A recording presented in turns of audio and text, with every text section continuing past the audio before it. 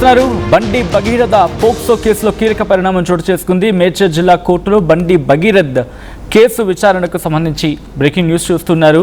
బాధితురాలి statement record చేసింది court. Section 164 కింద స్టేట్మెంట్ నమోదైంది. బాధితురాలి తల్లి స్టేట్మెంట్ నమోదు చేస్తుంది కోర్టు. ఇప్పటికే 2 సార్లు బాధితురాలి స్టేట్మెంట్ రికార్డ్ చేయడం జరిగింది. బాధితురాలిపై లైంగిక దాడి జరిగిన ప్రాంతంలో పంచనామా పూర్తయింది. ఎంఆర్ఓ సమక్షంలో పంచనామాను రికార్డ్ చేశారు పోలీసులు. 3 ప్రాంతాల్లో రెవెన్యూ అధికారుల సమక్షంలో పంచనామా పూర్తయింది. బాధితురాలు మైనర్గా గుర్తించింది కోర్టు. 17 ఏళ్ల 3 నెలల వయసుగా గుర్తించింది. నిర్ధారణ కూడా అయింది. భగీరథ్ కోసం రంగంలోకి 5 పోలీసు బృందాలు దిగాయి. డీటెయిల్ ఇన్ఫర్మేషన్ తెలుసుకుందాం. మా ప్రతినిధి నిర్మల అప్డేట్స్ అందించేందుకు సిద్ధంగా ఉన్నారు. నిర్మల, ఎటువంటి స్టేట్మెంట్స్, ఇన్ఫాక్ట్ ఎటువంటి అంశాలు ప్రస్తుతం ఇన్వెస్టిగేషన్ వెలుగులోకి రావడం జరుగుతోంది? రీసెంట్ సెక్షన్ 164 ప్రకారం స్టేట్మెంట్ రికార్డ్ చేసుకున్న సందర్భంలో ఎటువంటి అంశాలు ఇన్వెస్టిగేషన్ అధికారుల దృష్టికి వెళ్ళాయి? ఎస్ సచిన్, ఇప్పుడైతే మరి బండి భగీరథ విషయంలో, కేసు విషయంలో మాత్రము కీలక పరిణామాలే చోటు చేసుకుంటున్నాయని చెప్పుకోవచ్చు. ప్రస్తుతం మనము మేడ్చల్ కోర్టు వద్దే ఉన్నాము. ఈ మేడ్చల్ కోర్టు వద్దే ఈ రోజు మాత్రం దాదాపు 2.5 గంటల పాటు కూడా బాధితురాలు స్టేట్మెంట్, అలాగే బాధితురాలు తల్లి ఇచ్చిన స్టేట్మెంట్ కూడా జడ్జి మాత్రము రికార్డ్ చేయడం కూడా జరిగింది. అదేవిధంగా బాధితురాలిపై లైంగిక దాడి జరిగిన ప్రాంతంలో పంచనామా పూర్తి చేశారు పోలీసులు. అయితే అదే కాకుండా ఎంఆర్ఓ సమక్షంలో కూడా పంచనామాను రికార్డ్ చేశారు. మరి 3 ప్రాంతాల్లో కూడా రెవెన్యూ అధికారుల సమక్షంలో పంచనామాను అయితే పోలీసులు అయితే పూర్తి చేయడం కూడా జరిగింది. మరి ఇక్కడ మేడ్చల్ జిల్లాకు సంబంధించి కూడా ఇక్కడ కోర్టులో మాత్రము ఈ కోర్టు పరిధిలో సంచలనం సృష్టించినటువంటి బండి భగీరథ పోక్సో కేసులో మాత్రము కీలక పరిణామాలే రోజుకొక ట్విస్ట్ లాగా మారుతున్నాయని కూడా చెప్పుకోవచ్చు. ఈ కేసుకు సంబంధించి కూడా బాధితురాల స్టేట్మెంట్ను కోర్టులో వీళ్ళు రికార్డ్ చేసుకోవడమే కాకుండా కొన్ని విషయాలు వెలుగులోకి రావడం కూడా జరిగింది. ఇప్పటి వరకు అయితే మొయినాబాద్ ఫామ్ హౌస్ అని చెప్పేసి మనకు ఇప్పటివరకు తెలిసిన విషయము. కానీ మొత్తం కూడా 4 చోట్ల కూడా అమ్మాయి పైన బలాత్కారం చేసినట్టుగా కూడా తెలుస్తూ ఉంది. అదంతా కూడా స్టేట్మెంట్ రికార్డ్ చేసినట్టు కోర్టు రికార్డ్ చేసినట్టుగా కూడా తెలుస్తుంది. కోర్టులోనైతే జడ్జి ముందు ఇదంతా కూడా రికార్డ్ అయిన తర్వాత కూడా ఇక్కడ కేసులో దర్యాప్తులో భాగంగా సంబంధిత వ్యక్తులను కూడా కోర్టు అయితే కోర్టుకు హాజరుపరచడం జరిగింది. అదేవిధంగా జడ్జి వారి వాంగ్మూలాలను కూడా నమోదు చేసినట్లుగా కూడా తెలుస్తుంది. అంటే వాళ్ళకి సంబంధిత వ్యక్తులను కూడా ఇక్కడ కోర్టులోనైతే మొత్తం కూడా వాళ్ళ వాంగ్మూలాన్ని రికార్డ్ చేయడం కూడా జరిగింది. ఈ కేసులో ఇప్పటికే పోలీసులు అయితే పలు కోణాల్లో విచారణ కొనసాగిస్తూ ఉండగా కూడా తాజాగా కోర్టులో స్టేట్మెంట్ రికార్డ్ చేయడం అనేది ప్రాధాన్యతగా కూడా సంతరించుకుందని చెప్పుకోవచ్చు. మరి ఈ రికార్డు ఆధారంగానే ఇప్పుడు స్టేట్మెంట్ ఏదైతే రికార్డ్ చేశారో 2.5 గంటల ఆ రికార్డును కూడా మొత్తం కూడా ఇదే రేపు కీలక మలుపు తిప్పబోతుంది. రేపు బండి భగీరథ పైన చర్యలు చేపట్టబోయే కోర్టు నిర్ణయం ఎలాంటి నిర్ణయం తీసుకోబోతుంది అనే దాని మీద కూడా ఆధారపడిందని చెప్పొచ్చు. ఎందుకంటే ఇక్కడ ఈ అమ్మాయి వాంగ్మూలము అలాగే తన తల్లి వాంగ్మూలము చాలా ఇంపార్టెంట్ కాబట్టి వాంగ్మూలం మీదే ఇప్పటికే అమ్మాయి మేజరా మైనరా అనే కొన్ని అనుమానాలు వ్యక్తమవుతూ ఉండడంతో 9 రోజులు బట్టి కూడా, అంటే ఈ ఫోక్సో కేసు నమోదై కూడా 9 రోజులు అవుతున్నప్పటికీ కూడా ఈ కేసులో ఎటువంటి నిర్ధారణకు రాకుండా ఇన్ని అనుమానాలను వ్యక్తం చేస్తూ కూడా రోజుకొక విధంగా కూడా కొనసాగుతూ ఉన్న ఈ నేపథ్యంలో ఈ రోజు చూసుకున్నట్లయితే మరి బండి భగీరథ ఇంట్లో ఒక పక్క సోదాలు, అంటే ఒక పక్క వాళ్ళు తనిఖీలు చేపట్టారు. ఒక పక్క కరీంనగర్లో, అలాగే ఇటు బండి భగీరథ్ మేనమామ ఇంట్లో, కుటుంబ సభ్యుల ఇంట్లో, ఢిల్లీలో కూడా తనిఖీలు, పలు చోట్ల కూడా మొత్తం తనిఖీలు చేపట్టడం జరిగింది. ఇప్పటి వరకు అయినప్పటికీ కూడా బండి భగీరథ్ ఏంటి, ఏమైపోయాడు, ఎక్కడున్నాడు అనే కొన్ని అనుమానాలని ఇక్కడ పోలీసులు కానీ, ఇటు సైబర్ క్రైమ్ డిపార్ట్మెంట్ కావచ్చు, ఇటు కోర్టుకు కూడా ఎటువంటి నిర్ధారణ రాలేకపోయింది. దానివల్ల ఇప్పుడు అమ్మాయి స్టేట్మెంట్ 3వ స్టేట్మెంట్ అనుకోవచ్చు ఇదంతా కూడా. ఎందుకంటే మొదట్లోనే పోలీస్ స్టేషన్లో 2 సార్లు రికార్డ్ చేయడం జరిగింది, మళ్ళీ ఇప్పుడు 3వసారి ఇక్కడ రికార్డ్ చేయడం జరిగింది. కాబట్టి ఈ స్టేట్మెంట్ చాలా కీలకమైన మలుపును తీసుకురాబోతుంది, ఒక నిర్ధారణకు రాబోతుంది అనే నేపథ్యంలో డైరెక్ట్ కోర్టులో జడ్జి ముందే స్టేట్మెంట్ అంతా కూడా రికార్డ్ చేయడం జరిగింది. ఈ వీళ్ళు స్టేట్మెంట్లోనే మొత్తం కూడా కీలక అంశాలు, అమ్మాయి డేట్ ఆఫ్ బర్త్కి సంబంధించి, ఇటు ఆ అమ్మాయి ఎలా పరిచయము, ఏంటి అసలు ఎక్కడ పరిచయము, ఈ పరిచయం అయిన తర్వాత బండి భగీరథ అమ్మాయితో ఎక్కడెక్కడికి వెళ్ళాడు, అమ్మాయిని ఎక్కడికి తీసుకెళ్ళాడు, ఎన్నిసార్లు కూడా అమ్మాయి మీద బలాత్కారం జరిగిందనే కొన్ని కోణాల్లో కూడా మొత్తము ఇక్కడ వాంగ్మూలాన్ని లైన్లో ఉండే ప్రయత్నం చేయండి, కంటిన్యూ చేద్దాం.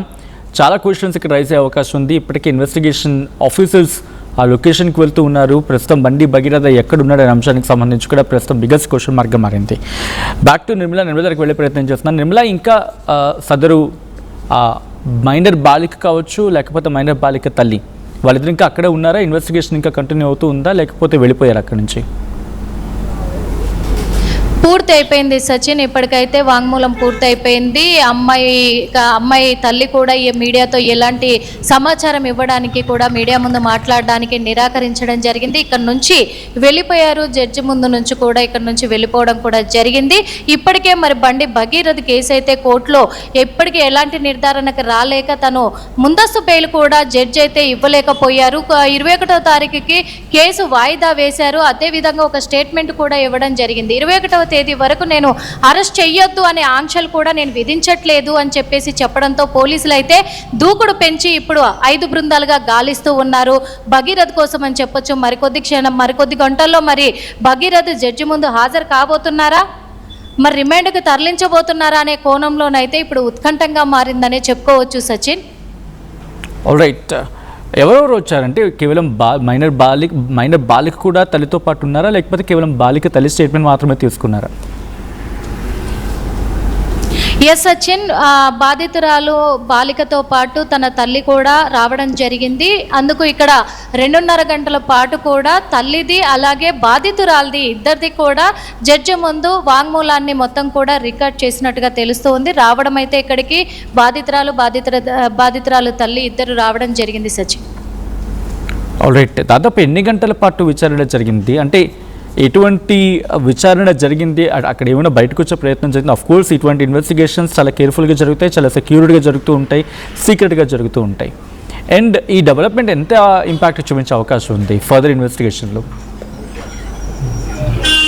ఎస్ సచిన్, ఖచ్చితంగా కూడా దాదాపు 2.5 గంటల పాటు కూడా వాంగ్మూలాన్ని రికార్డ్ చేయడం జరిగింది. ఈ వాంగ్మూలం ప్రకారంగా కూడా కొన్ని ప్రశ్నలతోటి కూడా మరి జడ్జి కూడా అడిగినట్టుగా తెలుస్తుంది. ఎందుకంటే ఫామ్ హౌస్కి వెళ్ళిన విషయాలు కావచ్చు, డేట్ ఆఫ్ బర్త్ విషయాలు కావచ్చు, అలాగే భగీరథతో ఎలా పరిచయం ఏర్పడింది అనే విషయాలు కావచ్చు. ఇప్పటి వరకు మరి భగీరథ ఇంటికి ఇటు బాధితురాలు కానీ బాధితురాలు తల్లి కానీ ఏమైనా వెళ్ళడం జరిగిందా, వాళ్ళ పేరెంట్స్తో మాట్లాడడం జరిగిందా, అంతకు ముందు వీళ్ళు ఏమైనా మాట్లాడుకున్నారా, ఇటు ఇరు వర్గాల ఫ్యామిలీస్ మాట్లాడుకున్నారా, మాట్లాడుకుంటే ఎలాంటి చర్చలు జరిగాయి. అదేవిధంగా కూడా సోషల్ మీడియాలో కొన్ని బాధితురాలకు సంబంధించినటువంటి వీడియోలు కూడా బయటకు వస్తున్నాయి కాబట్టి ఆ వీడియోల గురించి కూడా మాట్లాడినట్టుగా తెలుస్తూ ఉంది. మొయినాబాద్ ఫామ్ హౌస్లో అసలు ఏం జరిగింది, అక్కడికి ఎవరెవరు వచ్చారు, ఎలా వెళ్ళింది బాధితురాల్ని ఎవరైనా బలవంతంగా తీసుకెళ్లారా, లేకపోతే తనే వెళ్ళిన తర్వాత ఏం జరిగింది అసలు అనే నేపథ్యంలో కూడా ఇలా స్టేట్మెంట్ అంతా కూడా రికార్డ్ చేసినట్టుగా తెలుస్తూ ఉంది. ఎందుకంటే ఈ స్టేట్మెంటే ఇప్పుడు ముఖ్య కీలకమైన ఆధారంగా మారబోతుంది.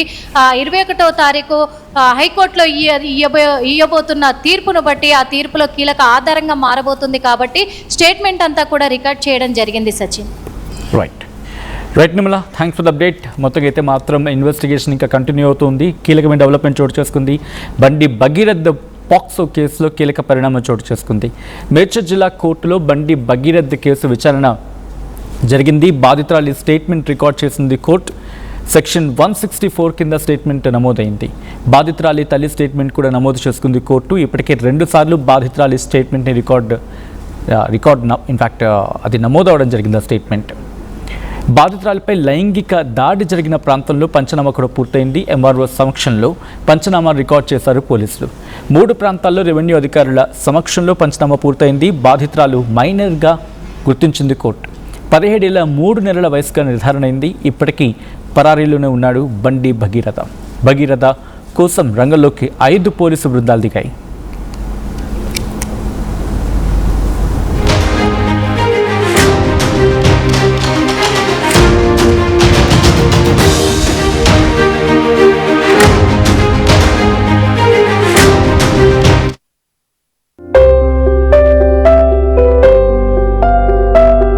చిన్న చిన్న ఆనందాలు 35 ఏళ్లుగా నా జీవితంలో లేవు. 35 ఏళ్లుగా నేను డైపర్లలో బ్రతికాను. 6 సెంటీమీటర్ల ఫిస్టులా నా మూత్రాశయంలో లీక్ కారణమైంది. ఎవరూ నాకు సహాయం చేయలేకపోయారు. ఏఐఎన్యూలో వైద్యులను కలిసే వరకు అక్కడ వారు రోబోటిక్ శస్త్రచికిత్సతో నాకు పరిష్కారం ఇచ్చారు. వారు నా ఆత్మవిశ్వాసాన్ని కూడా తిరిగిచ్చారు. Precision care makes it possible. The Center for Robotic Surgery at AINU